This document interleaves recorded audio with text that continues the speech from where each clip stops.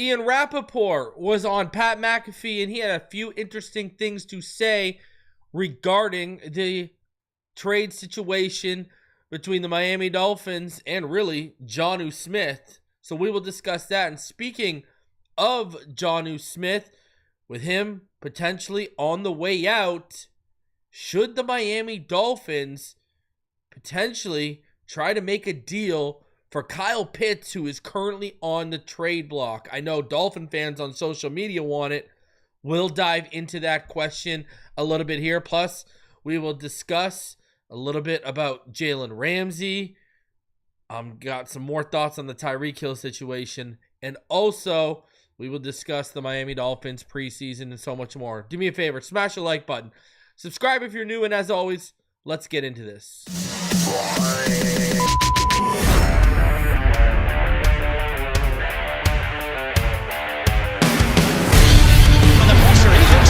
Loses the football. Touchdown! Got it! You have got to be kidding me.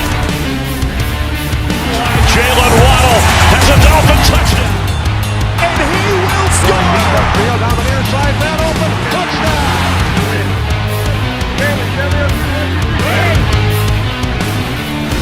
The run from Tua Tagovailoa. Touchdown! He's going deep. It's going over the touchdown again.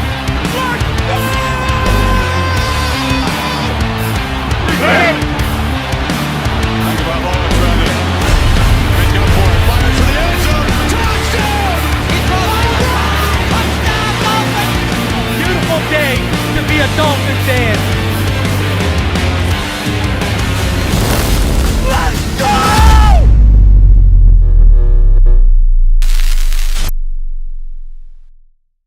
What is good, Fin Nation? What's good? It's your boy Reason, and we are back here for another one.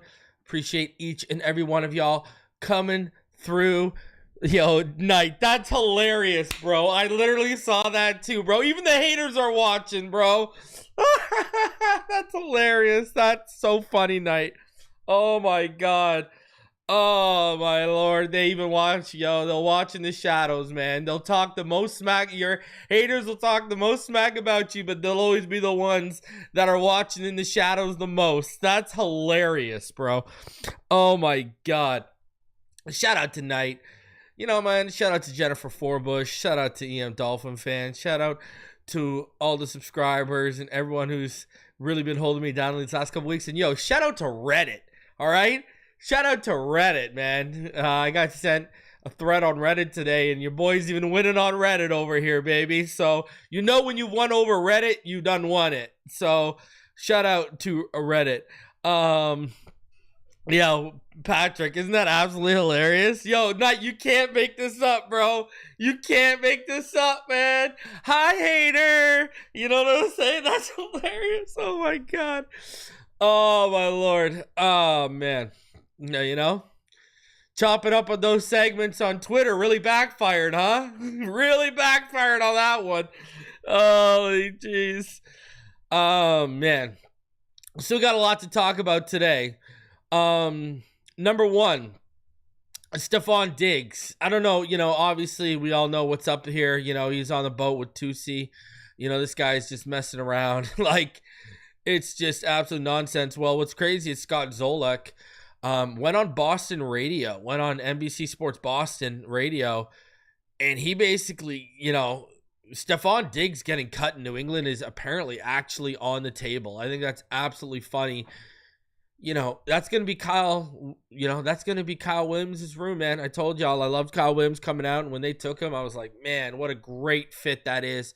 Kyle Williams in New England, the receiver out of Washington State. So that's going to be interesting to see how that situation unfolds with Stefon Diggs. And again, you know, I think Vrabel had a really good draft. I think Vrabel's had a good offseason, but man, let's see how quickly they deal with Stefon Diggs. You know, is it going to put Tyreek Hill kind of to shame here a little bit? I don't know. But we'll see what's going on there. I think that's very, very interesting that Stefon Diggs, who's fresh off a new, you know, signing a brand new deal to come over there already, it looks like he's up the creek with no paddle in New England. So, interestingly enough, I think they'd be better off with Stefon Diggs. I think they'd be better off without him, man. You don't need him. Keep building that youth movement over there behind your quarterback, You drafted the best center in the draft. You drafted one of the best tackles in the draft. You could have drafted one of the best guards in the draft if we didn't jump you. They're building something there in New England. I don't think they need Stefon Diggs. Don't do what we did.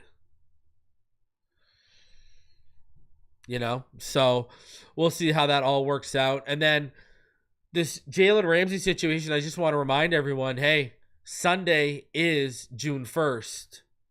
And you know what that means? That means everything is on the table starting Sunday. So, whether you're eating your breakfast or your brunch, keep your phone right beside your scrambled eggs because you never know, something might happen. So that is definitely something to keep an eye on and just to be aware of, And now we're going to talk about the Jonnu Smith thing here a little bit, but, I personally, I've said it before, I'll say it again, I hope something gets worked out, but, I think something feels like it might be more imminent with Ramsey than it is with Jonnu Smith, and we're going to talk about that in a bit here, because I got a tweet that kind of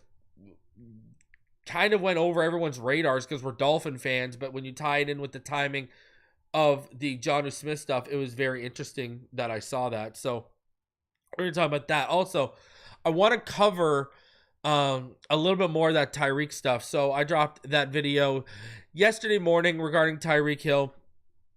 I have to say this. The people that are out here defending it, this is hilarious to me. Now it's a small minority here. We're talking about 60 comments on X, probably 10 of them, 5 of them are defending Tyreek, so it is a small minority here, right? It's not a huge, but even still, that's crazy to me that people are out here defending this.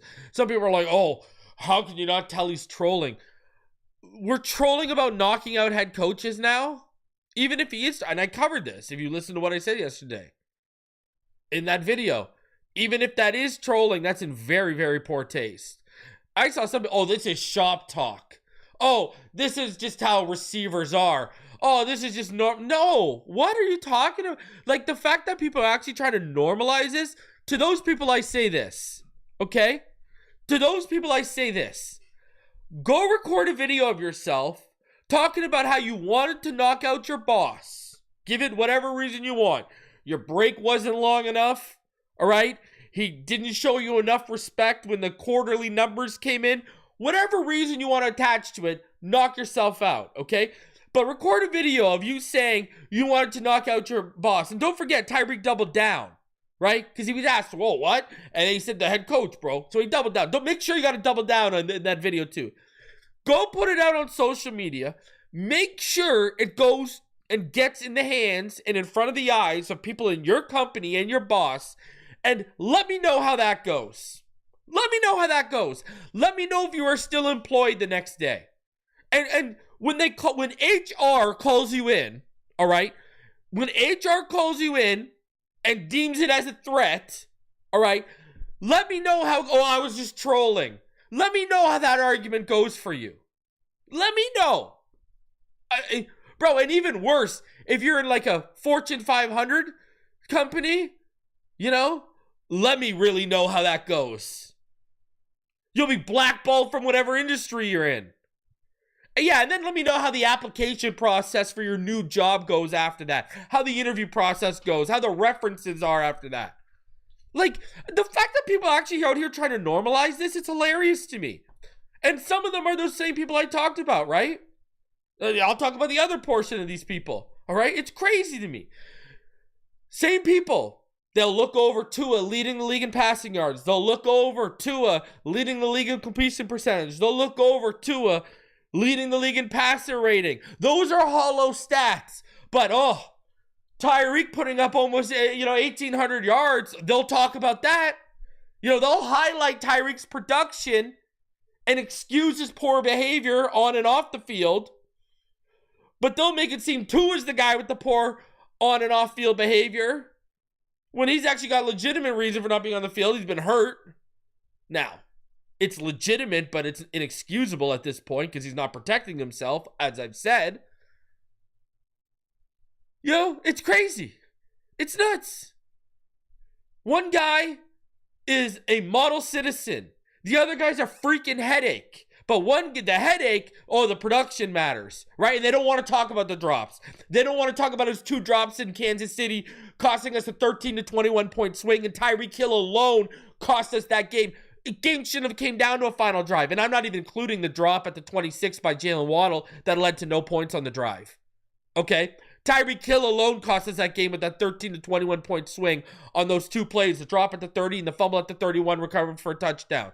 2 plays cost us 13 to 21 point swing in the favor of the Kansas City Chiefs. They don't want to talk about it. They don't want to talk about the drop in Philadelphia. They don't want to talk about the drop early on against the Ravens. They don't, before things got out of hand when we could have kept it close back of the end zone. They don't want to talk about the drop against Dallas because Waddle saved his ass with a big catch on the next play. 2022, we should have swept the Bills. We should have beat the Bills in Buffalo. What happened? Tyreek and Trent Sherfield both dropped touchdowns on the same drive. Josh Poyer's defense allows Josh Allen to convert a 3rd and 17 before the half. They score a touchdown. Tyreek makes that catch, which he was brought here to do. We win that game. And those are just a few examples. I can keep going off on Tyreek's drops because that was the first platform to be highlighting it when everyone was afraid to touch the subject. So, it's absolutely mind-boggling and ludicrous that people are even actually defending this. Like I said, go make a video talking about how you wanted to knock out your boss, who you still work for whatever reason you want. Got overlooked for promotion, whatever the case may be. Go make a video about it. Make sure it gets back to employees in your company and your boss, and let me know how that works out for you. Let me know. Let me know how that works out for you. Because I'm telling you right now, if we weren't stuck to this contract, they would have cut his ass. He wouldn't even have been able. He would have been gone before he even had a chance to make that video. But the problem is, you can't cut him. The only way you can move him right now is by trade. And he's absolutely demolished his value. Name a team, name a franchise that's now going to touch a guy who's, whether trolling or not, talking about how he wanted to knock out his coach for a target share. And I got an even better one for you. We heard him. I played the clip. He's out here talking about how he's refocused because he wants 2,000 yards. Well, we all saw how that went, right? So now he's focused on getting those 2,000 yards again. And now we just hear he wanted to knock out Mike McDaniel due to his target share, whether trolling or not. How am I supposed to take this now? The man that's focused on 2,000 yards in another clip is talking about knocking out our head coach over a target share. So what does this tell me? If he don't get his 2,000 yards, no matter what our record is in 2025, it's going to be, I didn't get my targets. I want to knock someone out. Like, are we serious here? Like, this is where we're at? In the back of this mind, these guys got to be worried about, well, if I don't get Tyreek his 2,000 yards, he's going to want, he's going to want to scrap someone. I've told you this, and I've said it before. With the way I saw Bradley Chubb react, he was the one who, he let his balls drop the most out of everyone when it came to talking about Tyreek and his little charade of quitting on the team at the end of the season, all right? I got a feeling, man. Someone on that defense is going to step up to Tyreek. I am telling you right now. Because we know Chubb's a McDaniel boy. Look at the pay cut he took here. We saw the F1 pitcher. We know the McDaniel boys. Brewer, Sealer. All these guys are McDaniel boys. They believe in McDaniel. And Chubb's a big boy. Phillips is another guy. He's, built like a brick. SHIT house. So, man, because I'm telling you right now, trolling or not, How does McDaniel hold his chin up walking inside there, knowing this video is out of your star receiver talking about how he wanted to knock you out? Players who already had an issue with how Tyreek, quit on this team because we know they exist and they're still in the building. Now, how are you looking at this guy? We're talking about, because some of these guys are big Mike McDaniel guys. Now he's talking about knocking out your coach. I'm telling you, this is a disaster. Get this guy off the team, man. I just don't know what to say at this point. And anyone who supports this, it's crazy. It's crazy. It's delusional, quite frankly. Like I said, go make a video in the same sense that Tyreek did about McDaniel, about your current boss. Make sure your boss sees it and let me know how it goes. And don't give me no special treatment. Because if that contract was movable, you already know what would be happening right now. Anyways, let's get into some things here. Let's talk about Jonnu Smith first and foremost. Because I did find, I'm going to play the Rapoport clip. And then I want to show something that I think a lot of people are kind of glossing over because it's not strictly Dolphins related, but when you look at the timeline, it kind of fits something, kind of fits the noise we were hearing. All right. So Ian Rapoport was asked on Pat McAfee about the Jonnu Smith situation. This is what he said. Is Jonnu Smith getting traded, Rap Sheet? How much is this a serious situation here? Is this real? I think Jonnu Smith wants to make money. It feels to me, and there's been some teams that have kind of nosed around some veteran tight ends. Jonnu Smith is one. Kyle Pitts is another. Usually you get to this point, you can do some trades. They can happen. It's just a little more rare and a little hard to do. Again, it depends on how much a team wants to get rid of a guy. Like the Bryce Huff Eagles are motivated to do the deal and basically move on for a player who didn't really figure into anything they wanted to do. It's different for Jonnu Smith because he is actually a part of what the Dolphins want to do. Feels to me like he wants more money and would like to stay. I know he wants a lot. We'll see what they end up doing. But again, going back to the Ramsey thing, if they are able to trade Jalen Ramsey, that's $21 million. Some of the $21 million will come off the books depending on how much they pay. So trading Ramsey might help Jonnu Smith get the contract he wants as well. All right, so he brought up, we'll talk about the Ramsey aspect of what he said in a second here, but he said he wants a lot. Okay, well, what's the definition of a lot? That's where I'm at right now. Because when you look at the 2025 tight ends and the pay scale, Jonnu Smith is the 32nd highest paid tight end. He's making $4.2 million. Tyler Warren's making more than him. Austin Hooper in New England's making more than him. Will Dissly's making more than him. Obviously, Colson Loveland, because where he's drafted, is making more than him. Mike Gesicki's making more than him. Right? Mike Gesicki's making $8.5 million this year. Right? And he did stuff in Miami with Tua that Mike Gesicki could never do. Taysom Hill's making $10 million.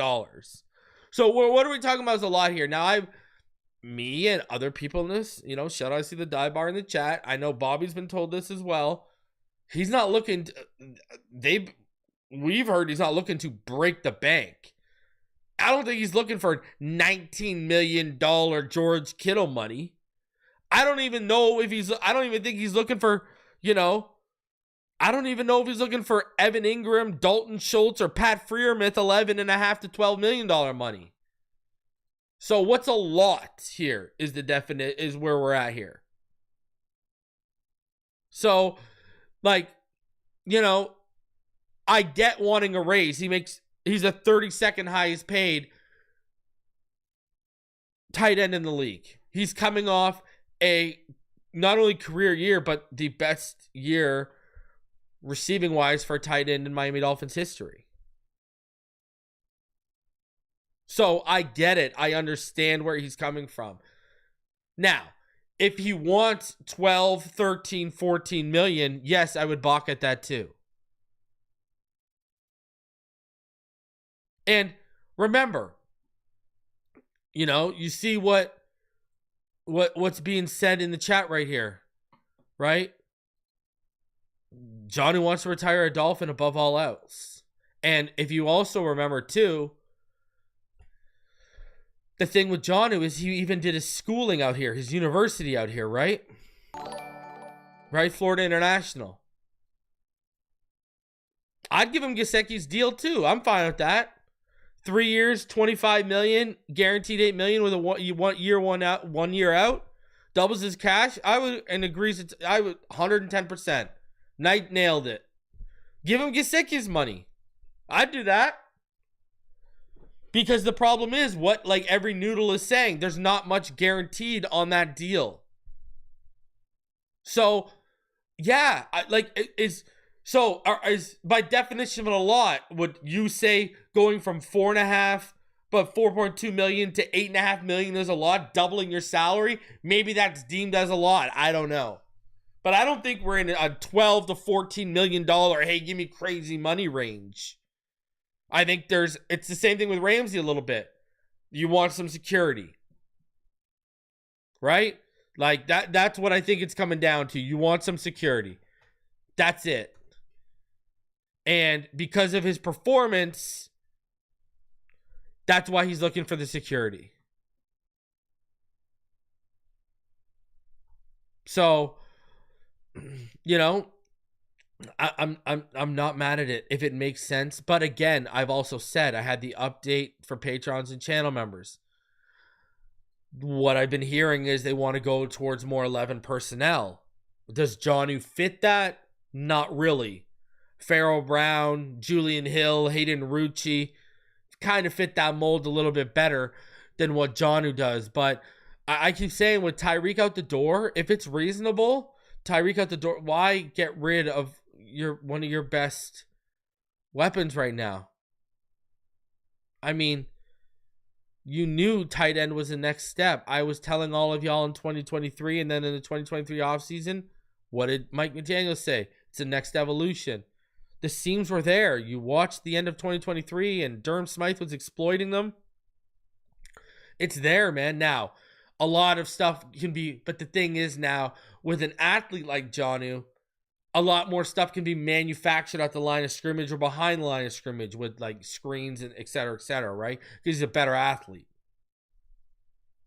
So you can manufacture touches more with a guy like Jonnu because of the athleticism he has and what he can do with the ball in his hands.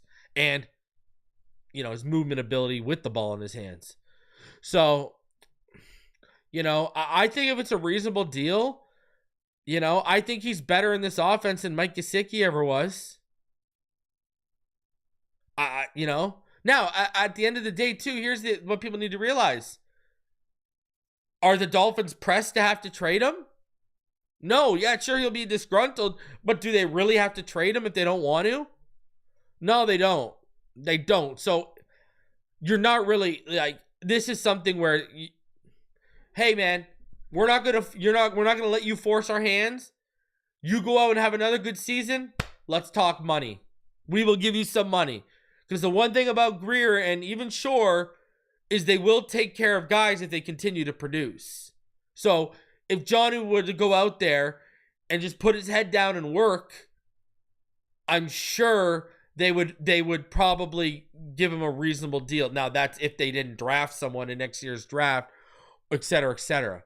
And also there's going to be another year tacked on to him. So that'll be working against Jonnu as well. I don't know.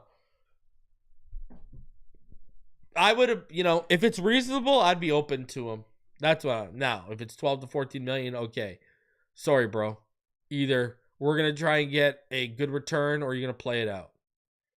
But if it's 8-9 million, I mean, come on, bro. Wrap it up. Let's go. You know, just give him 2 years, you know. Just doing what Knight said. 3 years, 25 million, guarantee 8 with a year one out. Right? You can get out after 1 year. Like, just do something like that. I'm down. Now, let's I wanted to show this too because I think not enough people talked about this. So, and this is just quickly adding to what we're talking about here with Jonnu Smith. Now, you remember that report came out about the Pittsburgh Steelers and everything like that? Well, Jordan Schultz, like about an hour and a half after the report came out about the Steelers, said the Steelers have had preliminary conversations with multiple teams about potentially adding another playmaker to complement DK Metcalf per multiple sources. Pittsburgh is believed to be motivated to get a deal done at some point, though there's still plenty of time before the season, right? So, now, this kind of goes back to, their pursuit of Jonnu Smith. Clearly by this, they're pursuing multiple options. It's not Jonnu Smith is the lone target. And also, the last line there pretty much signifies that there's no immediate urgency, right? Like, this doesn't need to happen in the next 48 hours or we're out. I don't know. I wouldn't, will something happen? Maybe if everything goes sideways or they get an offer they can't refuse. But right there, the one team they were tied to in the discussions with the Schefter and the Rapoport stuff was Pittsburgh, and they're looking at multiple different options. But they are trying to add a playmaker. So that kind of backs up that report even further because Jonnu's a playmaker. And then you go over there and you look at who's over there, and it just makes sense with a guy like Arthur Smith there right now, right? He loves Jonnu. So, but yeah, I just wanted to show that to ease people a little bit here, because it does seem Pittsburgh is exploring multiple options and they don't seem overly urgent.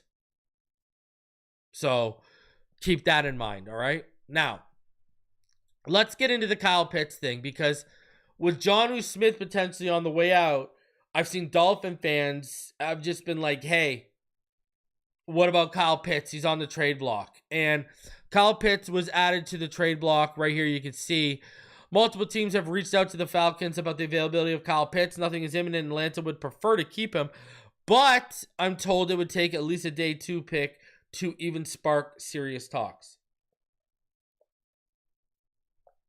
AKA Kyle Pitts could be had at the right price. So let's talk about a few things here. When you look at Kyle Pitts and what he's done over the last few years, it's impressive. All right? When you actually break it down, he has the 9th most receiving yards over the last 2 years. Right? So that's the most impressive thing to me. He got 1,269 yards. He's got 7 touchdowns over the last 2 years. But here is where we start to now run into issues when you get outside of the stats. We just talked about it earlier, right? It's kind of one of those things that might have made Jonnu expendable. The rumblings that the Miami Dolphins want to go more towards 11 personnel due to the efficiency that they've seen through analytics and how the production they've seen on the field when they're in 11 personnel. And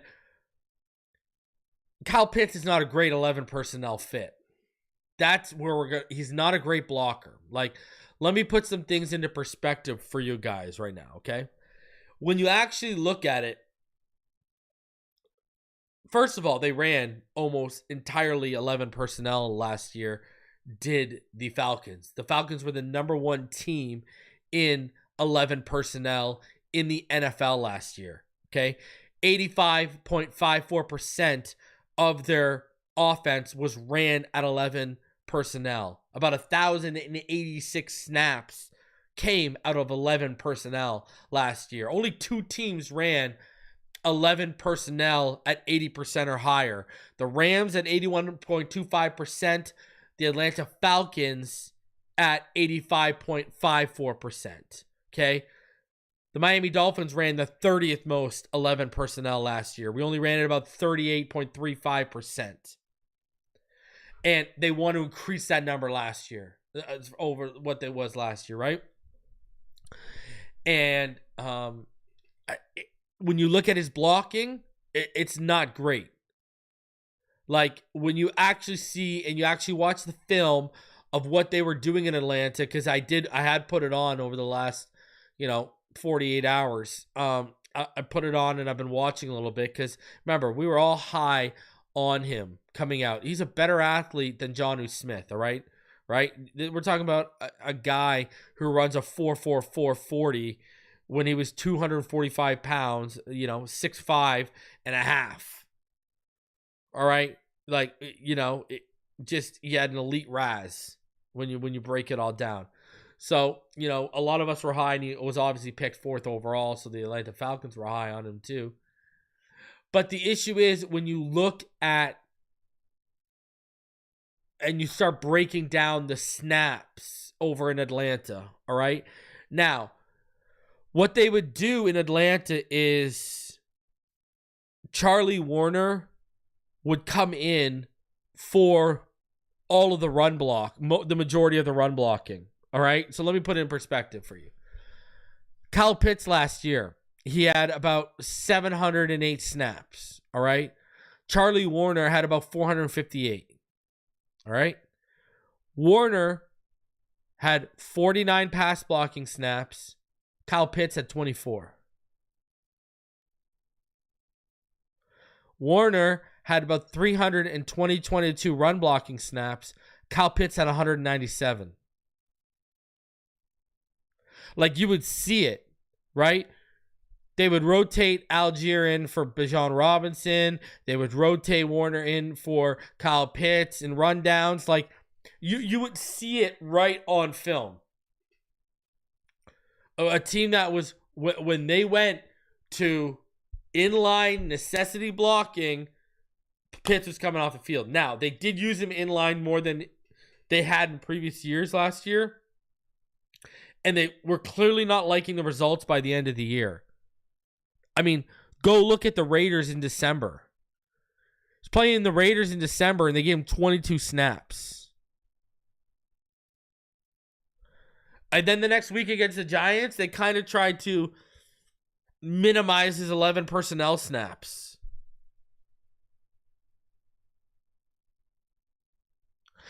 Listen, this is rumored to be the reason why they are open to moving Kyle Pitts, is because they are becoming a predominantly 11 personnel team in Atlanta, and they don't like his fit in it. And then when you start looking into the money, all right? Atlanta picked up Pitts' 5th-year option last offseason, so that's he's even making about $10.878 million against the cap this season. And obviously there's no extension in place, and the Falcons want a day 2 pick for him. So you're going to have to give a day 2 pick and a contract to him. Well, you're going to have to pay him $10.878 million, and he's going to get a raise off of that. Now, you want to know what's crazy? Jonnu Smith has the 5th most receiving yards over the last 2 years because of the year he had last year. And he has 1,466 yards over the last 2 years because of that year had last year, and 11 touchdowns. So Kyle Pitts is 1,269 yards and 7 touchdowns. My boy Sam Laporte has 70 touchdowns over the last 2 years. Crazy.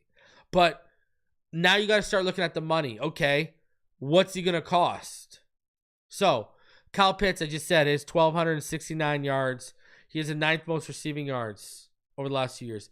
Evan Ingram has the 8th most. David Njoku has the 7th most.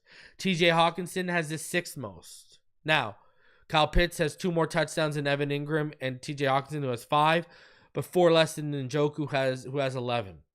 Now, when you start to look at how much they make, TJ Hawkinson signed a 4-year, $66 million contract with an $18 million signing bonus and $29.29 million fully guaranteed at signing. All right? When you look at David Njoku, signed a 4-year, $54.75 million deal with about $11.465 million in signing bonus and $28 million guaranteed.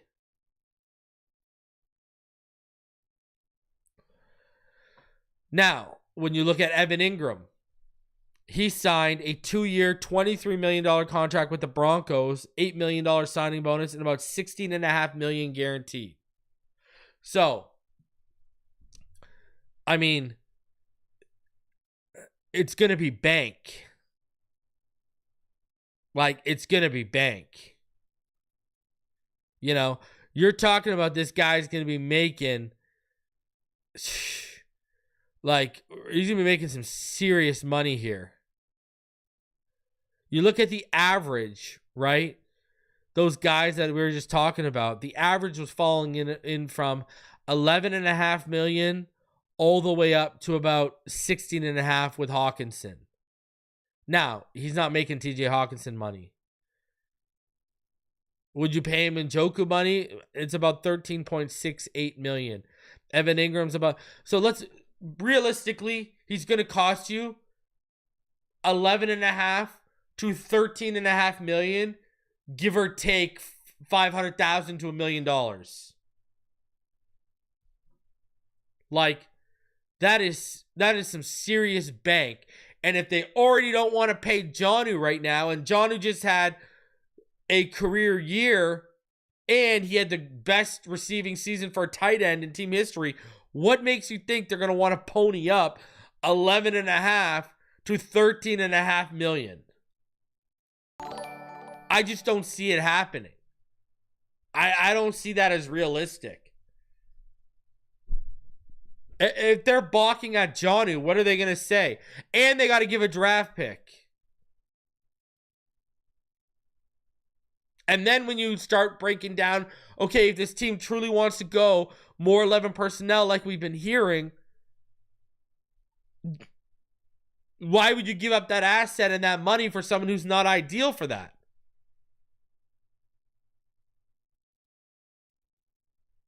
Now, if you're going to run a bunch of 12 and 22, I guess knock yourself out. But if you're trying to rein in the 12 and 22 and go more 11 and 21, you know? Now, I did a video earlier in this offseason about Michael Mayer. Michael Mayer, to me, would be a better fit. You know?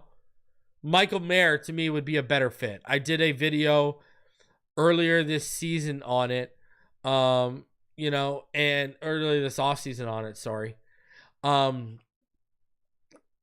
guess, you know, to me, that would probably just be a better fit. You know, I did that March 4th. Should the Miami Dolphins trade for Michael Mayer? And I would be down for Michael Mayer. I would not be down. I would just, if you are going more 11 personnel, that makes more sense. That does make more sense for me. That's where I'm going. Kyle Pitts, great athlete, sexy name, but when you look at what the cost is going to be to what the rumored personnel grouping they want to move more towards, it just doesn't make any sense. And I don't think, now, hey, Chris Greer loves to make a splash. You know? Hey, ask yourself the real question. Let's say they do trade Jonnu, and Atlanta really wants Ramsey to pair with Raheem Morris. You know? Could you do a Ramsey for Kyle Pitts swap? Maybe. I just think they want a more complete guy. Now, that said, we have seen the arrogance in the tight end room, right? In terms of the coaching, right? We've seen the arrogance with them thinking they can turn Julian Hill into an every down tight end number one option in their offense, right? Like, I don't even got to go further than that, but I mean, we can go further than that if we have to with the tight end room. They have shown some arrogance with Tanner Connor. Yeah, he flashed a little bit, but, you know, what has he really done? But they keep trying to see if it'll turn into something, right? You know, I'm interested to see what Hayden Rucci will be in this offense. You know, I know we thanks to whoever coined it in the chat, the new name for Rucci over here is Gucci Rucci. So we're hoping Gucci Rucci turns into something. But, you know, Michael Mayer to me would be a better fit. You know, That would be a better fit to me if you're going to make a splash. And they got Bowers, right? So it might be even cheaper to get Michael Mayer. That's where I would go. That's just my opinion. I love Kyle Pitts, the player. I love Kyle Pitts, the athlete.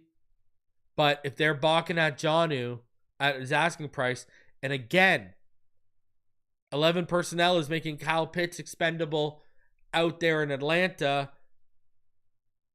why do you think they're I don't think they'd be balking this much at Jonnu if Jonnu was an all-around guy that they could rely on to be in line for for rundowns. If he could be in line for rundowns and he could be a snap eater, but also be that athlete that offers you all he offers you with the ball in his hands, I don't think they'd be balking as hard. I think this might actually this wouldn't even have leaked. Right? Like, I don't even think they would have leaked this. I think they would have been trying to work something out. Not even lying. But yeah, I don't know. I just think Michael Mayer would be cheaper. I don't think they're gonna add any. Like, if you want my final thought on this, I would be shocked if they trade for a tight end. Go get a corner, bro. All right. I think you got a potential stud in Jalen Conyers. Y'all know in the UDFA sense, I love Jalen Conyers. All right. So I'm down for Jalen Conyers and Hayden Rucci. Let's see what we got here in the tight end group. This wide receiver room is pretty stacked. Right? From Tyreek to Waddle to Malik to Westbrook, like if Tyreek is still here, et cetera, et cetera. I'm good. Go get a corner. If you're going to trade for something, please, God, trade for a corner. All right? Don't matter how many points it won't matter if you can put up 35 points if you're allowing 38 every game because you got no secondary.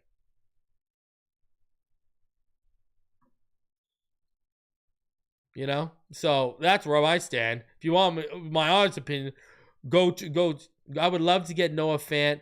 I bet we could get him for cheap. I mean, you're not going to, I'm a fan of Noah Fant.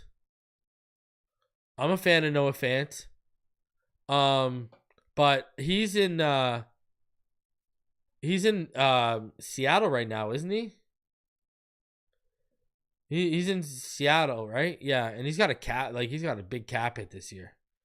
His cap hit's like $13.41 million.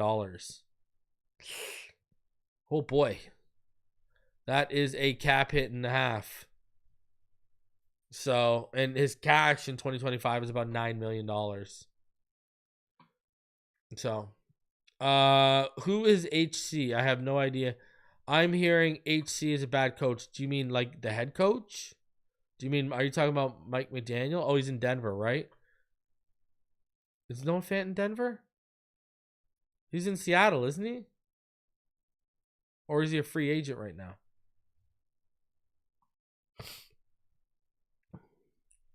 Let me see where he is. Noah Fant. No, he's in Seattle. Seattle Seahawks, brother. Yeah, he's Seattle. He's not in Denver right now. He's in Seattle. Are we talking about Mike McDaniel? I don't know if we're talking about Mike McDaniel. I don't think McDaniel is a bad coach. I think McDaniel has flaws that we haven't seen much progression in. I think when it comes down to to actual scheme in the playbook, he does a fantastic job. Now when it comes down to game planning, I mean, I know Frank Smith has a big hand in that. But I don't think McDaniel's a bad head coach or a bad coach. I think he's a very smart offensive mind. I think he gets in his own way too much. I think he struggles as a play caller. And I can give you situations. I think he struggles in the red zone as a play caller. I think he struggles, this team is built to be up. When this team gets down, even by especially by 2 touchdowns, he really struggles as a play caller. Under pressure, he hasn't shown he can be a great play caller. I think what really hasn't improved over the last couple of years, and is the most mind-numbing thing of it all, one of the most mind-numbing things of it all, is his clock management.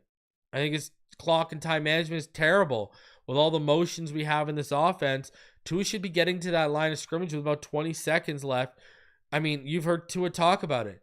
He's very limited by the time he gets to the line of scrimmage with what he can do audible-wise because of all the motion and pre-snap movement. You know, we should be getting to the line with around 18 to 20 seconds left. So he can see the defense, right? And he can process it pre-snap. And if he needs to change anything, he can change it. But because Mike McDaniel's fumbling over whatever, I don't know whether he's talking his ear off or fumbling over the play call, you know, what do you got to do here? You got to be more decisive, or do you got to shorten the play calls, or do you got to do both? I don't know. But time management, holy jeez. You know? So, and then how many challenges has Mike McDaniel won since he's been here? So I don't think he's a bad coach per se.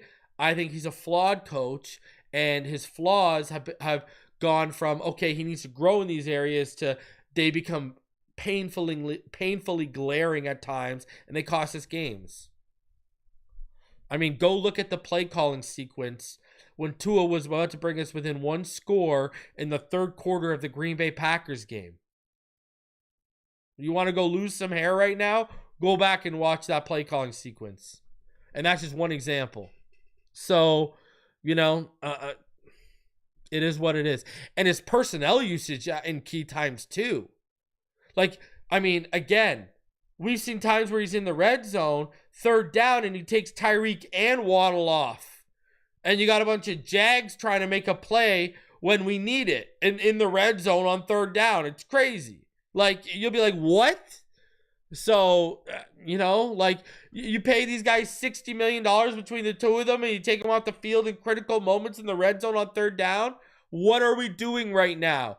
Who said this is okay? You know? I'm telling you, man. Like, and maybe this is just my personality, but if I was Frank Smith, I'd be telling this guy sometimes, like, what the are you doing, bro? Give your head a shake. And Darrell Bevell, who's play called and taken an offense to multiple Super Bowls with Seattle, was such good an offensive mind and play call that Brett Favre followed him to Minnesota. I mean, how does he not sitting in there looking at this guy like, what is happening right now? You know, like, it is what it is. So I don't think he's a bad coach. I think he has flaws, and those flaws become glaring at times, and they can cost us games. Now, if he wasn't offensive, like, I don't want to, you know, if he wasn't such a great offensive mind from a schematic standpoint and a playbook standpoint, and he was like a dunce, then yeah, I'd be sitting up here and saying he's a bad coach, but he's not that.